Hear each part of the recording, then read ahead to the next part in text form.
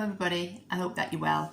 And on day 225 of lockdown but knocked down, perhaps, let's be honest, we might be feeling a little bit knocked down.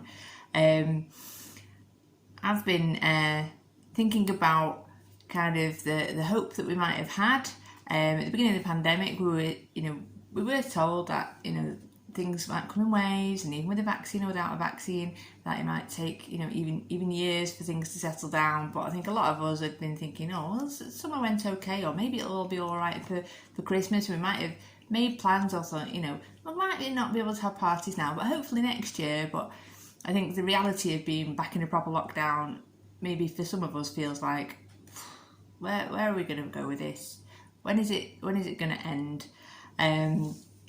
I really don't, want to do more Zoom quizzes. I don't want to be doing church in my pyjamas. I don't want to do online shopping.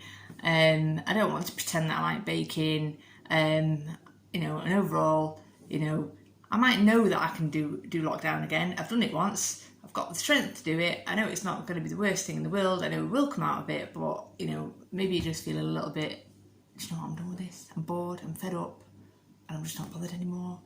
Perhaps that's how you're feeling. And I was thinking, some really in the scheme of things, I'm not suffering badly. It's not the world's worst thing. A lot of people have things worse off than me. And I was saying to God, how do you endure for a long time?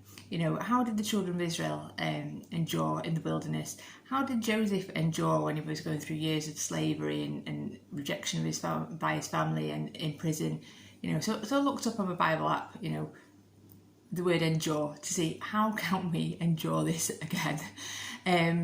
Well, I didn't really get the answer that I wanted or was expecting. So when I was looking at the Bible app, the same thing repeatedly kept coming back to me for the word endure. And what was coming back to me is that God's love endures forever.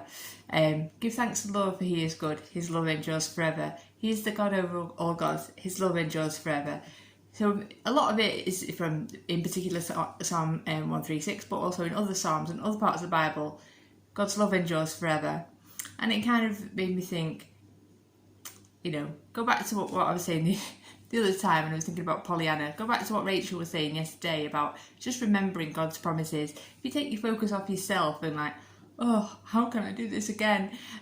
But think more about, actually I've got lots of things to be grateful for. God's love endures forever. Times, seasons will change. At the moment, I'm reminded of the bit in Ecclesiastes where it says, is it the time to embrace, the time to refrain from embracing? Well, at the moment we're in the time to refrain from embracing, but things will go back. It might bounce back and forth like it is at the moment, but there will be times to look forward to and times where we've got hope again. So I'd really encourage you to read Psalm 136. I've also put a song on that you'll be able to listen to through the link, which just reminds you that forever God is faithful and that His love endures forever. And I think maybe God was reminding me that I prepared what I was going to say, but in the car on the way to work this morning, I was listening to Radio 1, and there was a song by Candy Staton called You've Got the Love, which to me was like a modern day psalm, because it's talking about, times are tough, I want to say I don't care, I want to throw my hands up in the air, but my Saviour's love is real, and you've got the love to see me through. So like I did in the car this morning, I just really encourage you to listen to that song, turn it up loud, and just, don't forget that God's got the love to see us through. So when you ask yourself, I don't want to go back, how am I going to endure this? Just remember that God's love endures forever and God's got the love to see us through. Thank you.